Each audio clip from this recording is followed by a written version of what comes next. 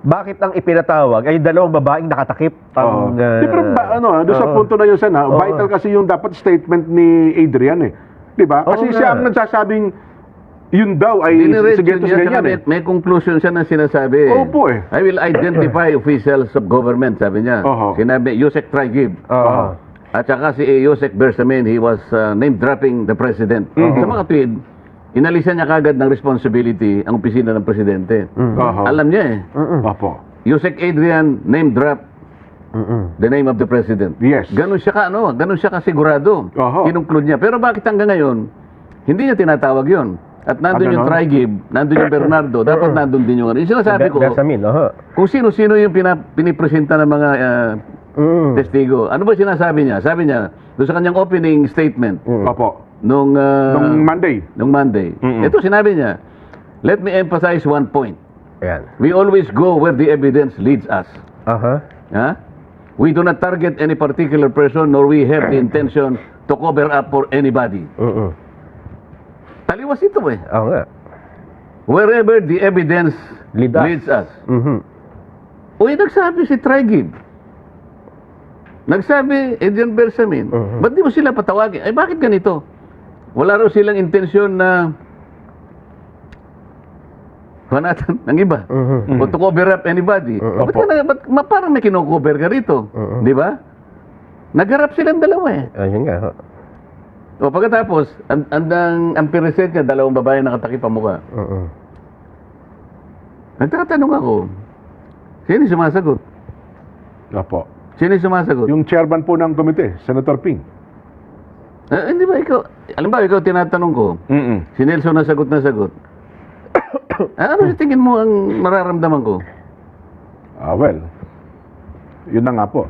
Ano yun na nga po? Ano mararamdaman ko? Siyempre, tinatanong kita, ito yung sagot na sagot. Ikaw, ayaw kanyang pasagutin, ito yung sagot na sagot. nakakabastos yun, Sen. Pagkatapos sasabihin, tayo ang may disrespect. Para baligtad ang nangyayari.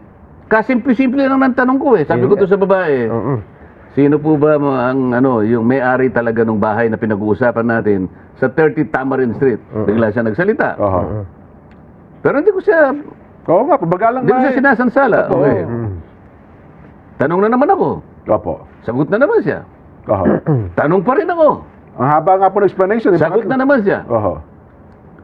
Sabi nga ng isang observer alam mo na pala yung mga sagot niya. Ba't pinresenta mo pa dyan? Para ano yan?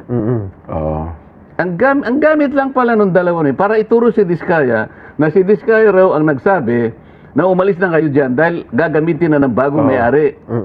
Dahil ang bagong may-ari na nasagap yata ng Blue Ribbon Committee Chairman, meron natang chismis ng bagong may-ari, Martin Romualdez. Kaya pala pinaturo si Diskaya para ang maisip na naman tao, wala yung chismis na si Romualdez ang may-ari kung hindi tinuturo si Diskaya. Ayun. Akala ko ba wala tayong kino-cover up dito? Hindi ba? O tapos, sabi ko, Mr. Chair, baka naman pwede makita rin yung... Sabi ko, parang maganda naman yung mga natin, itong mga testigo. Para makita natin yung kanilang kagandahan. Pangiti-ngiti pa siya. Hindi kasi na-commit ko sa kanila na kung tetestigo sila naman ay na gano'n din, nakiusap, natakpan ng kanilang mga mukha. Alias na nga lang daw ginamit nila, parang di makilala. Kaya na alias ang ginamit para kasi pinagbigyan. Nakalimutan niya, itong isa nasa kaliwa ko, pinatanggal yung kanyang maskara. Si, RD, pakanan. Nagre-request din ito, natakpan ng mukha. Hindi ko naman malaman kung talagang binalot niya talaga yung sarili niya. So, pinabakbak lahat ang Pinagtulungan nga po kasi disrespect daw sa Senado yun eh. Kaya nga, ngayon, paano ngayong wala kaming kino-cover up? Pero yung dalawang babae naka-cover up ang mukha. Itong isa tinanggal yung disrespect, sabi nila. Yung dalawang babae, hindi disrespect, nakiusap. Wag na po. Ano ba naman ang masama? Ang pag-uusapan lang naman pala kung sino yung nagsabi sa kanila na umalis na kayo. Ayun nga. Yung ba ay nakakatakot? Nakakulong yung kanilang itinuro eh. Nga po. Yung asawa nakakulong sa Cebu, itong lalaki nakakulong yata sa Senado hanggang ngayon. Nakakatakot ba yun? Ba't ayaw mo ipakita yung mukha mo? na ang gusto naman sabihin, pinaalis po kami ni Ginoong Colonel Diskaya. O, ba't kinakailangan takpan mo yung mukha mo? O, may added dramatization. Nung si Gutesa ba, pinresenta ko, Oho. pinagtakip ko ba ng mukha? Ay, hindi ho. Walang ganon. Ha? Oo. At saka halimbawa, kung tinanong si Gutesa, kayo sumagot, ano kayang reaksyon niya? Aba, Yung nga lang pinapatay niya, pinakita niyo yung di ba? Yung Oo nga. scripted daw eh. Scripted, yung agad ang Oo, yung kagad eh. box sa Oo. inyo. Oo. Meron bang sworn statement si Gutesa nung siya, nag-testify? Meron po, di ba? O yung dalawang babae, sabi niya, meron sworn statement, pero hindi niya kami binigyan. Ah, Kasi kung binigyan niya kami, makapagtatanong kami sa kanila. Makapag-prepare Yung dalawang kayo. babae na yun. Oho. Oo. Tingnan mo yung diferensya ngayon. Oo nga. Diba pagkatapos, sabi nila, ano ba? Let me emphasize one point, we always go where the evidence leads us. Oo. Yes, Oo. sabi po yun. Lahat ng mga testigo, tinuturo si Martin Romualdez. Oho. Si Gutesa, tinuro siya. Mm-mm. Sila Diskaya sa magitan ng mga ilang Congressman. congressmen na kanilang in-identify, tinuturo din Opo. si Saltico at si Martin Romualdez. Di ba? Mhm. Maski sila, ang dami. O bakit hindi niya puwersahin si Romualdez na tumestigo sa Blue Ribbon? Ang gusto kong mangyari sa susunod na paghihiring, paratingin niya si Romualdez. Meron daw po kayong courtesy yung dalawang kapulungan. So, hindi pwede Parliamentary. Parliamentary courtesy. Ano pilitin. yung sa Tagalog yung parliamentary courtesy? Paggagalangan sa dalawang Kapulungan. kapulungan. Okay, palagay mo. Nilimas ang kabambayan ng bansang ito, Jen. Oho. Nelson. Ano, gagamitin mo yung paggagalangan sa dalawang kapulungan. Ha, gagamitin mo yon. Ikaw na nga tinuro eh. Ang pinag-uusapan natin, mahigit na 1 trilyong piso ang ninakaw, ang nilimas sa kaban ng bayan. Pagkatapos sasabihin mo, meron tayong interparliamentary courtesy. Oo. Siya lamang kanya ang makapagpapasya kung darating siya o hindi. Oho. Kung ako ang chairman, hindi ganoon ang aking pasya.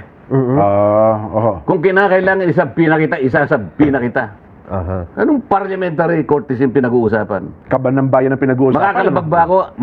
Mas mahalaga ba yung interparliamentary courtesy sa sinasabi ng saligang batas? Oho. Basahin ninyo ang saligang batas.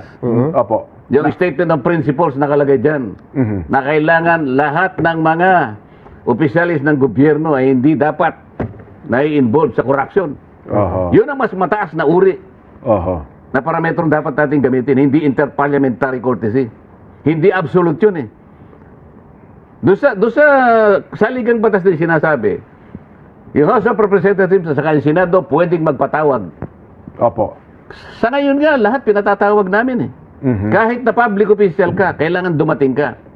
Ang kaibahan nga lang, merong limited immunity yung mga members ng Congress.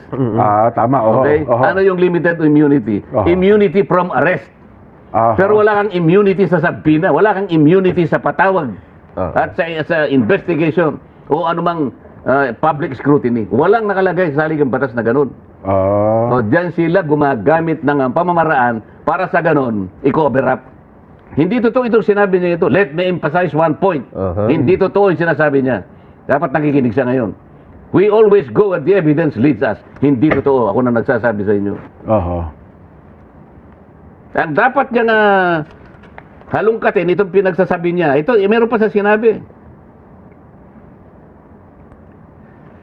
Si Yusek Bernardo, Opo.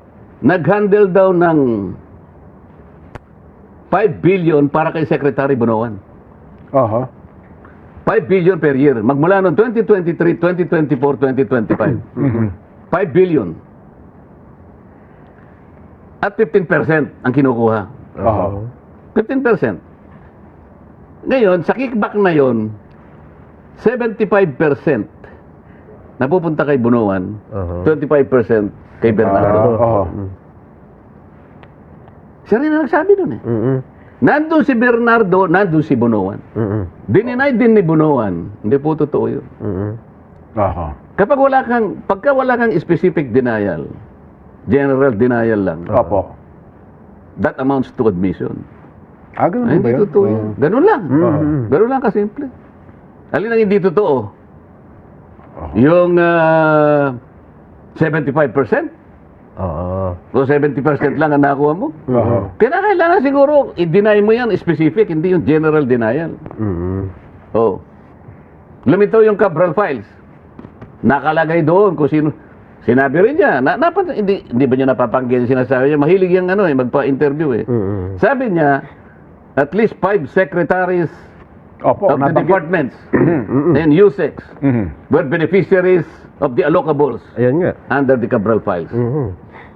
Ba't hindi niya ilabas? Sino ba yung mga Cabinet secretary yun? secretary? Oo nga, oo. Doon sa binabanggit ko nga sa iyo na 100 billion na sinasabi ni Saldico Oo. na ang nag-name drop ay si Adrian Adrian Bersamin Opo, oo. na binibigay kay Trigib. Opo. Sabi raw ni Bernardo, Trigib kunin mo na, dami na nito yung pinakamalaking single delivery is 2 billion pesos. Nandun nga doon sa armored van. Naipon. Sabi raw ni Trigib, sandali lang kasi March 11, hinuhuli kayong kasi si Digong. Digong. Opo. Kaya magulo ngayon. Oo. Oh. Pero kanya itong circumstance ito, may kinalaman pa kanya doon sa pagpapalit ng ES kaya sa Makatwid, may connection pa daw si yung bagong hirang na executive secretary na si Secretary Ralph Recto. Bakit hindi ipaliwanag itong mga bagay nito? Puro seryosong aligasyon ito Ayun nga. Kung totoo na he always goes Where the evidence leads him. Ay bakit? Dalawang babae yan nilagay niya roon nakatakip ang mukha. Oo. Parang nakalayo. Kasi laging ganun sa lagi may Nawawalan ng oh. pasensya ang tao pagka ganito eh. Malayo nga, ano. Nabanggit yung 30 tamarin. Tinatanong ko eh. Oo. Sabi ko dun sa babae, alam mo ka ako, si Saldico, narinig ko nung siya'y nagpapahayag niyan. Kahit na paunti-unti nga niyang nilalabas yan. Opo, sa pamamagitan ng video. Nabanggit niya yung 30 Tamarin Street na yan eh. Diyan siya nag-deliver ng 1 billion. Na ano mo yun? Narinig mo ka ako? Napakinggan mo ba? Napanood mo? Hindi po kanya, pero... Hindi daw nila maalala. Hindi, pero naalala ko po, meron nakapagsabi na ginamit nga po yung... Pagkatapos noon, ay siya na yung sumasagot. At yung isang babae na yung gustong sumagot, ayaw nang pasagutin yung isa. Ay, wala po kaming narinig na ganyan. Wala po kami napanood na ganyan. Hindi ba importante yung 30 Tamarin? Doon pala yung 1 billion. Totoo. Na doon diniliver. Kasi nagtaka nga ako parang hindi nila kilala yung Saldico eh. Kasi halos lahat nakapanood ng video eh. Nung tinatanong nyo na. Yun nga yung napansin namin ni Jen. Hindi po. Sen. Samantalang si Diskaya na ituro niya eh. At yun ang naging interesado sila. Samantalang sabi namin ni Jen, hindi, kung ikaw ang nakatira dun sa address, nabanggit ni Saldi ko yung address mo, magugulantang ka, di ba? Usap-usapan niya, no? Usap-usapan, tsaka tatanungin ka ng mga kakilala mo. Yun nga lang ayaw kanya. Hindi nagbigay ng sworn statement. Hindi ako papayag na siya'y umupo doon at nakatakip ang mukha. Yung ba nasa rules namin na kailangan magtakip ka ng mukha? Pinag-usapan na rules. Wala sa rules daw yung pagbigay ng minority report. Yung pagtatakip ba ng mukha nasa rules? Yun ang di namin alam. Walang ganun. Subukan mong gawin sa husgado yung kapag hindi ka na-contempt. Hoy, tanggalin mo yan. Pasumpa ka pang ganyan eh. Paano ka susumpa? Hindi ka nga kilala ng... Oo nga. Kasi may karapatan ako, ina-accuse ako eh. Yun lamang pagiging sagrado ng panunumpa. Hinihiya mo eh. Binabastos mo eh. Akalain mo sumusumpa ka, nakatakip ang mukha mo. Kaya nung sina-challenge siya ni Diskaya, di ba, sana makita ko rin po yung mukha. Tama lang yun eh. Bakit ka mo? Ang pangaraniwang nagtuturo, malinis ang ano mo, ituturo mo talaga eh. Sabi ni Diskaya, ikaw kanya nagtuturo, nakatakip, pwede mo malaman din kung ano itsura mo, pwede tanggalin mo. Ayaw. Ano ba ito? Sabi pa niya, we laid out how this deeply rooted scheme operates with systemic precision. Ano systemic precision, Sus Mariose? It involves a network of actors. Nalaman daw nila. Namely the contractors group who collude among themselves to rig public biddings and monopolize flood control projects. Key DPWH coordinators who manage project allocations and orchestrate the collection and delivery of kickbacks. So meron siyang contractors group, meron siyang DPWH coordinator, and sabi niya, intermediaries, agents, or bagman. Pangatlo, di ba? Who received these illicit funds allegedly in behalf of their principals. Bakit yung principals wala kang tinatawag? Ba't ang tinatawag mo yung contractors at Yeah. ilang complicit doon sa DPWH at sa kanilang mga bagman na sila yung tumatanggap in behalf of their principals? Bakit ngayon walang principal ni isa? Bakit ayaw mong ilitaw si Martin Romualdez? Para matanong naman namin, bakit hindi niya hingin yung affidavit ni Martin Romualdez na sinabmit sa ICI? Para yun ang gawin naming basyan para tanungin siya. Talaga bang siya ay naniniwala sa kanyang sinabi na talagang with systematic Systematic. precision, Precision. Mhm. we will follow the evidence wherever it leads us. Leads us. Mhm. Totoo ba lahat to? Oo. Na medyo pinasaringan niya yung mga nagrarally. Yung mga maiingay, yung talaga, yung mga tao kasi, bagot na. Sabi ko nga sa'yo, pagod na. Nagsawa na ng kahihintay. Oho. Baka wala nang mahintay ito eh. Oo, sabi niya. O, di ba, yung mga nagrarally, Mhm. Opo. kasama na kami dalawa, di ba? Oo. O, ano sabi niya? Your noise will not silence the truth. Mhm. Ba, yung inyong, ganito. Neither does it provide any help in our investigation. Oh, your noise cannot convict and won't even indict the malefactors in this flood control mess. Only evidence does. Yun, ebidensya talaga makagagawa daw. So may pasaring na naman sa inyong maiingay. Kayong nagrarally. Kayong nayayamot na, kayong naghihintay kung ano mangyayari. So, ano pa sabi niya? With all that being said, as the chairman of the committee, I say to you, ano sabi niya? Yan na. Ano sabi? Oh. Ano po ba binanggit niya? Hindi kayo nakinig. Hindi namin pinakinggan yan eh. Kasi nagpo-programa kami sen nung nangyari yan. Oh. Shut the F up. Sabi niya. Yung bago, kaya naman. yung bago siya magsimula, Hindi nung pwedeng- Monday. Hindi pa niya masabi-sabi. Hindi naman.